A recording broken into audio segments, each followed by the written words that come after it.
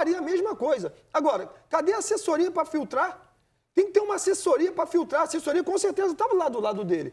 E vamos filtrar aqui as perguntas. Vamos entender, porque de fato isso foi uma arma que deu para a Argentina. Novamente, repito, eu sou suspeito de falar. Eu gosto dessa porradaria, né, digamos assim. Eu gosto disso.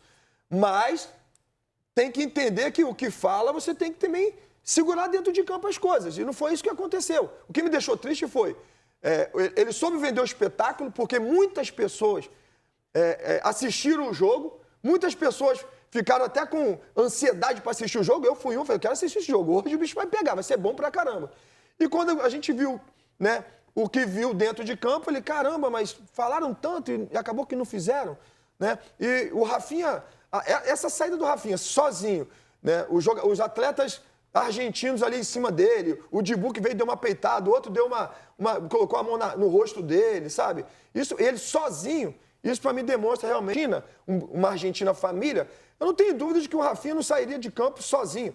Acabou o primeiro tempo e ia correr todo dele. Ele imaginasse que hoje o Brasil está em condições iguais à da Argentina, em termos táticos, então, em termos técnicos. Leu errado o cenário? Pois é, pode ser, mas assim, eu acho que teve muito mais inocência do que propriamente uma provocação, assim, me parece, tá?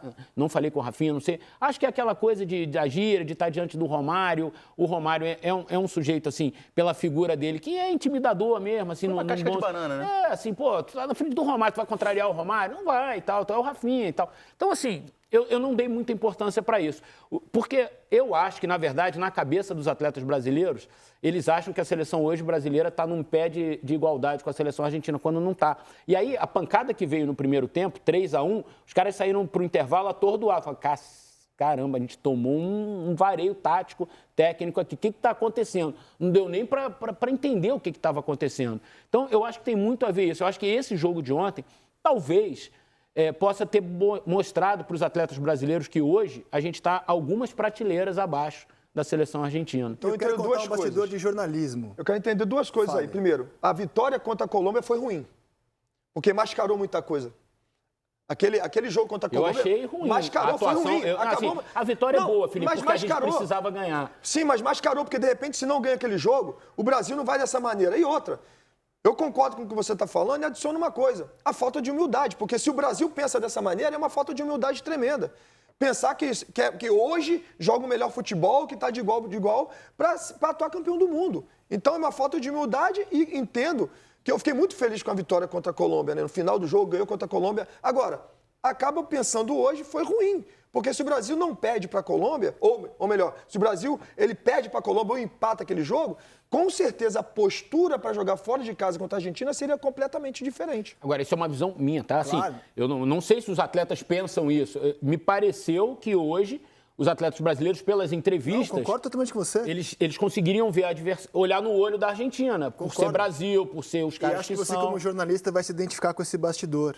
Embora a gente tenha tido uma opinião diferente sobre a fala do Rafinha, ligeiramente diferente, eu acho que você vai se enxergar nesse bastidor que eu vou dividir com vocês. Eu chego aqui 9 horas para fazer a nossa reunião de pauta. E quando eu cheguei aqui, a fala do Rafinha já estava nas redes sociais. A minha equipe, sou o tiozão da equipe.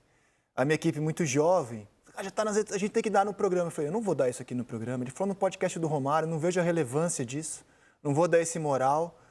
Só que, hoje em dia, a gente, jornalista, não escolhe mais sozinho quais são as pautas que a gente vai colocar nos programas. Porque, às vezes, as pautas se impõem mesmo. Não dá para brigar com a notícia. Exato. Então, assim, na minha cabeça, aquilo era irrelevante. Só que aquilo chegou na entrevista coletiva do Dorival Júnior. Do Scaloni. Aquilo chegou na entrevista coletiva do Scaloni.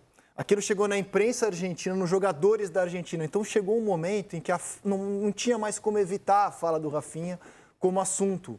Ela ganhou uma proporção muito grande no jogo, né? E isso a gente não controla, a proporção que ela vai ganhar. Então, infelizmente, para a gente, a declaração do Rafinha acabou se tornando parte da história do jogo.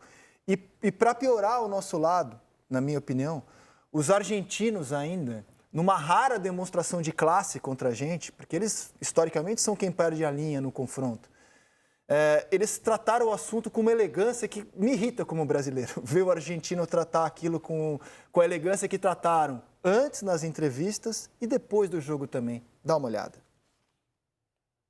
Él dijo que dentro del campo se lo tradujeron mal, no sé. ¿Eso les explicó? Sí, sí, dijo eso, pero ya está. ¿Nació de él o se lo preguntaron ustedes? No, nació de él. Un poco ahí a la pasada dijo eso, pero nada, hoy demostramos de que hablamos dentro del campo. De alguna manera les pidió disculpas, digamos, como... No estaba en ese momento, pero escuché a alguno que dijo de que como que se lo tradujeron mal en el portugués y demás. Pero bueno, ya está. Y me sacaron amarilla, la primera falta que hice. Bueno, al final hay que ser así, dentro del campo, pierna fuerte y templada.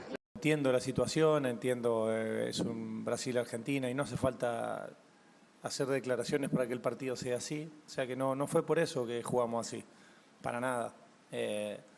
Al contrario, y lo disculpo a Rafinha porque sé que no lo hizo a propósito, defiende a su selección, a su equipo y me parece que tampoco, lógicamente, después le damos importancia porque preferimos que el partido sea caliente, pero para nada. Argentina al final, con declaraciones o sin declaraciones, íbamos a jugar nuestro partido y ellos también. Y lo disculpo porque estoy completamente seguro que no ha querido herir a nadie. E a cereja no bolo veio num post do Lionel Messi, né? O maior jogador da história do Barcelona, onde hoje atua Rafinha, o grande jogador da história da Argentina. Messi foi às redes sociais e, com muita elegância, disse que a seleção da Argentina falou no campo, que é no campo que um time de futebol fala, né? Fala com futebol. Então, eu acho que foi muito ruim. E o saldo é um cartão que ele levou,